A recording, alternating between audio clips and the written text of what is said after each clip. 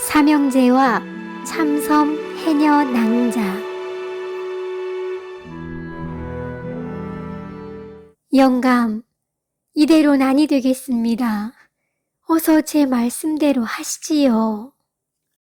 어허, 아무리 그래도 그렇지. 나는 그렇게는 못하겠소이다.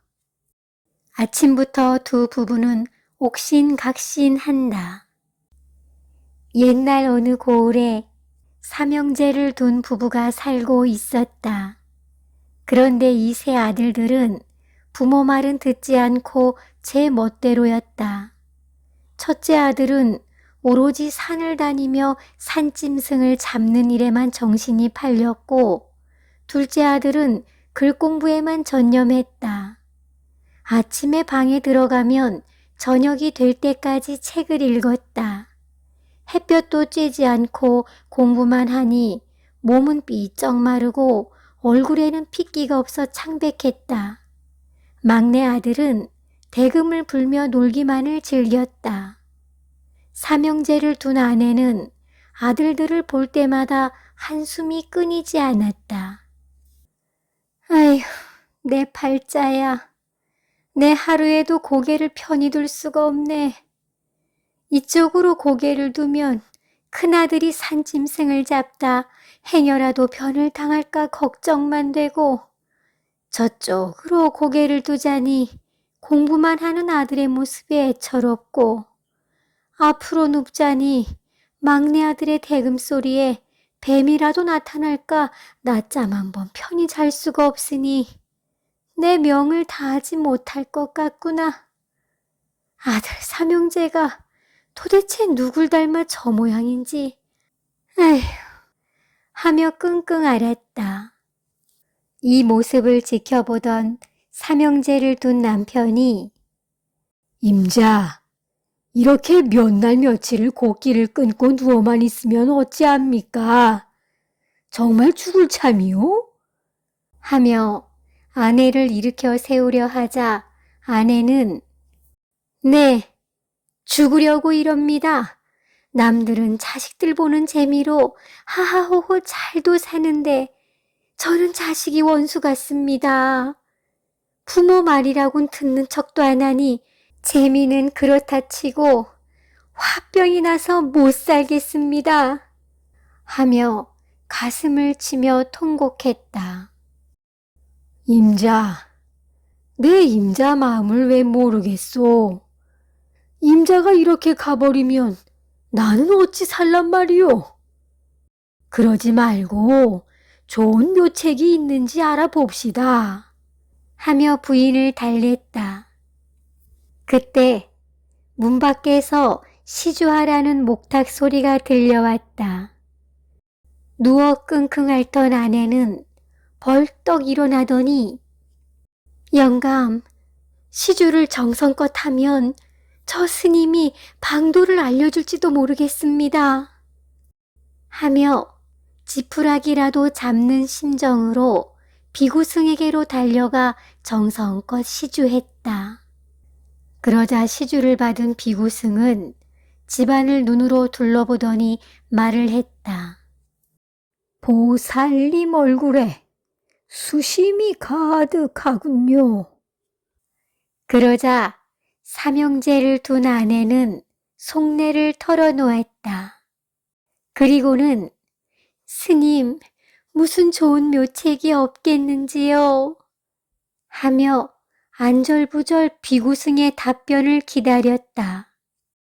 비구승은 보살님, 방도가 하나 있긴 합니다만 보살님과 남편분의 인내가 필요합니다. 하며 수염을 쓰다듬으며 말했다. 삼형제를 둔 아내는 스님, 무슨 방도인지요? 어서 알려주십시오. 하며 다급히 말했다. 그러자 비구승은 삼형제를 외딴 섬인 참섬이라는 곳에 100일 동안 보내십시오. 그리고 100일 동안 하루도 빠지지 않고 기도를 올리십시오.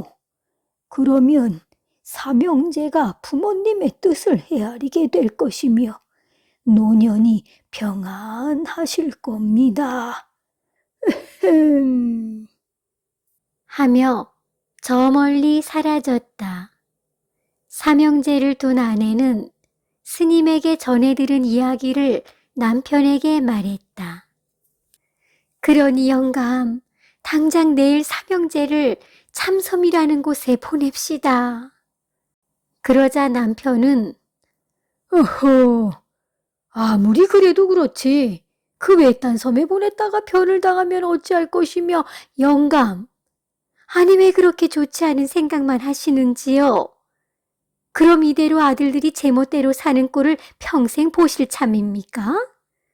스님 말을 믿고 한번 일을 진행해 봅시다.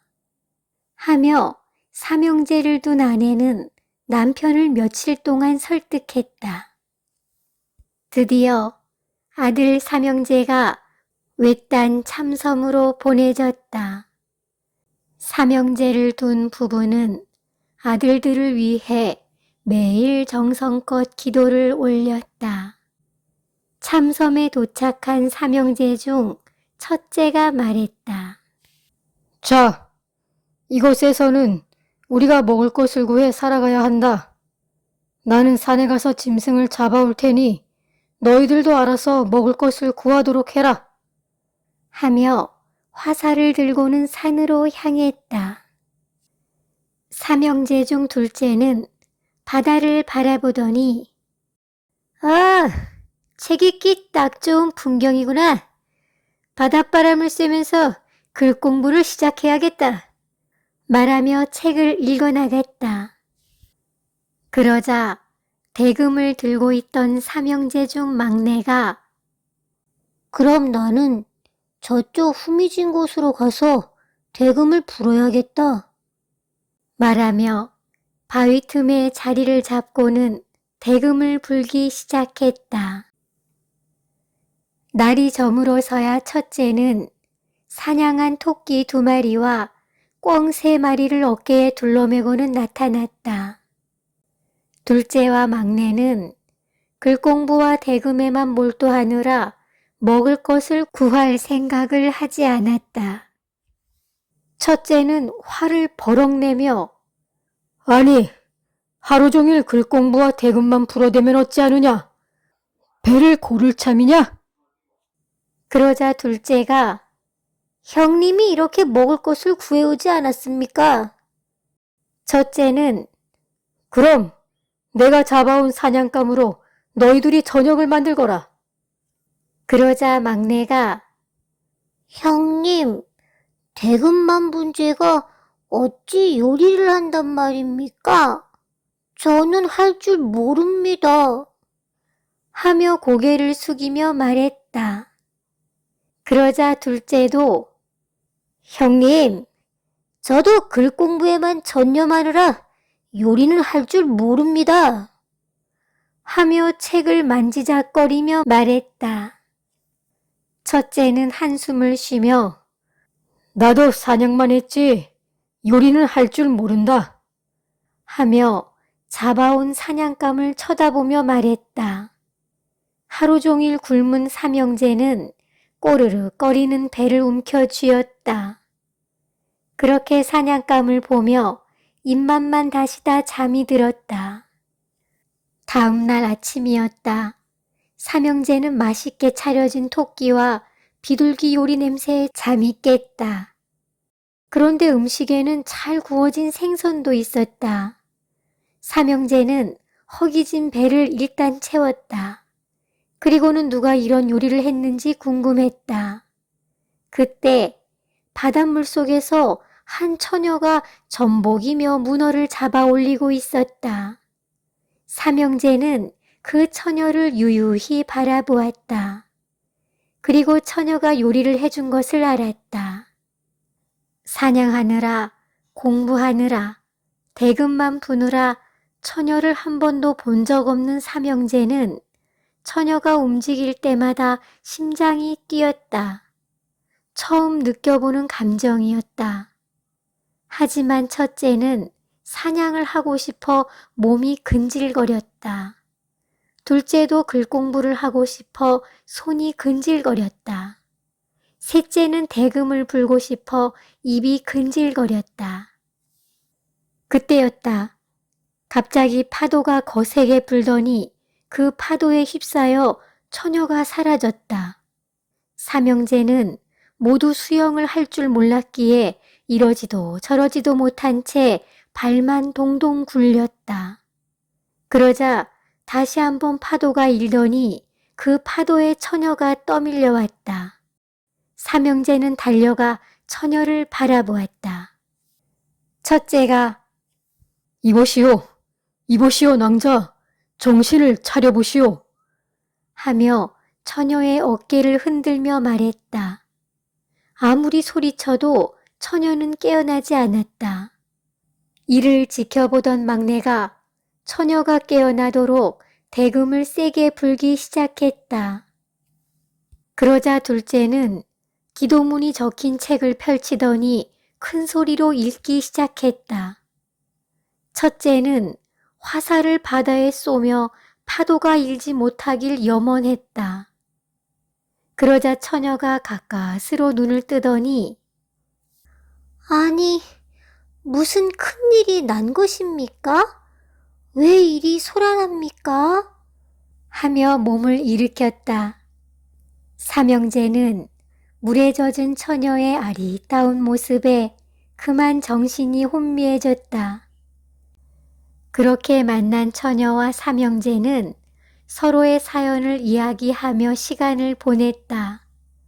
처녀가 이야기했다.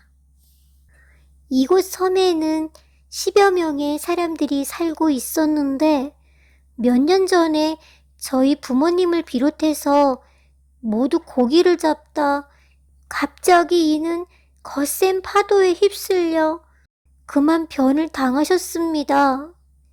그때 저는 산에서 나무를 뜯고 있었기에 살아남았습니다. 그러자 삼형제도 이곳까지 온 사연을 처녀에게 이야기했다. 사연을 듣고 있던 처녀는 도령님들, 내일은 사냥도 글공부도 대금도 불지 말고 저와 함께 시간을 보내주시겠는지요? 하며 말했다. 그러자 삼형제는 서로 얼굴을 바라보며 대답을 하지 못했다. 한 번도 사냥과 글공부와 대금을 놓은 적이 없었기에 쉬운 일이 아니었다. 그러자 처녀는 삼형제의 얼굴을 바라보며 미소를 지으며 간절히 청했다. 그 모습이 어찌나 맑고 예쁘던지 삼형제는 일제히 네, 그리하겠습니다. 하고 말했다. 다음 날이었다. 처녀는 삼형제에게 도령님들, 오늘은 저와 바닷가에서 놀아보아요 하며 삼형제를 데리고 바닷물에 몸을 담궜다. 조개며 낙지며 문어며 삼형제는 해산물을 잡는 재미에 시간 가는 줄을 몰랐다. 잡은 해산물을 먹으며 하하 호호 이야기를 나누었다. 그때 처녀는 소라 껍질을 가져오더니 도령님들, 이 소라 껍질을 귀에 대보세요. 그리고 무슨 소리가 들리는지 말해보셔요. 하며 말했다. 첫째가 말했다. 아니, 소라에서 바다 소리가 들립니다. 그리고 새 소리도 들리는 듯합니다. 하며 신기해했다. 이번엔 둘째가 말했다.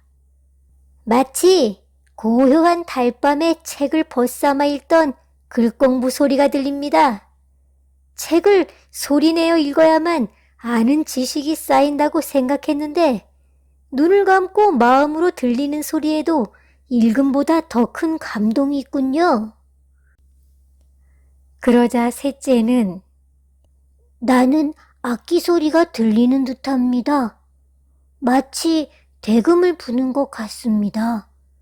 대금을 불어야지만 제대로 된 소리라 생각했는데 이 작은 소라에서도 여러 가지 악기 소리가 납니다.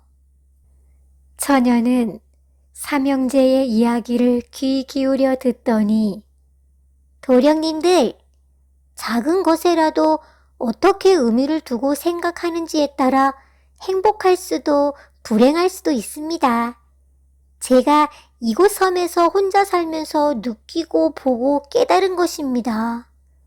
소라 껍질 하나에서도 기쁨이 있고 물고기 한 마리로 배를 채워도 행복이 넘쳐납니다. 오늘 도령님들 덕분에 즐거웠습니다. 이제 날도 어두워졌으니 편한 밤을 보내십시오. 하며 처녀는 처녀가 사는 집으로 떠났다.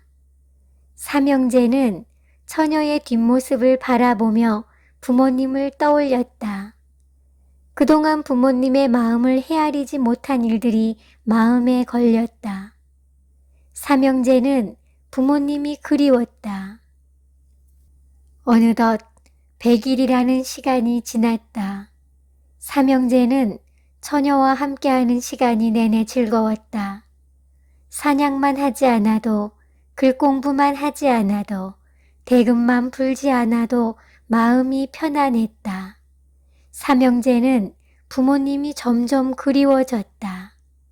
첫째는 직접 잡은 사냥감으로 부모님께 요리를 해드리고 싶었다.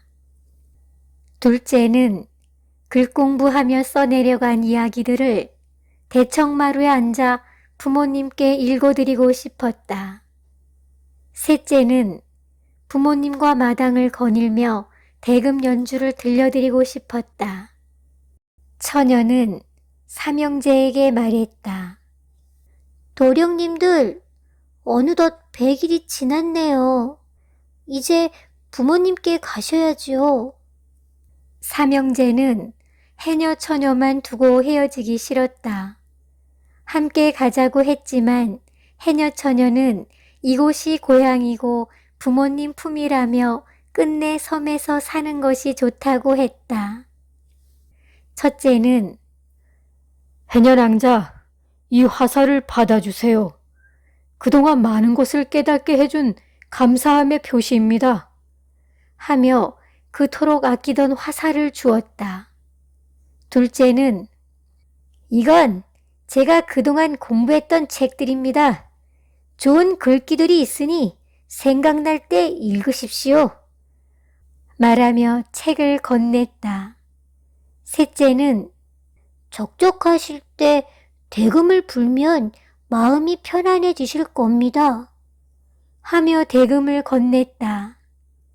처녀는 고맙습니다. 제게 오라버니가 3명이나 생긴 것 같아 행복합니다.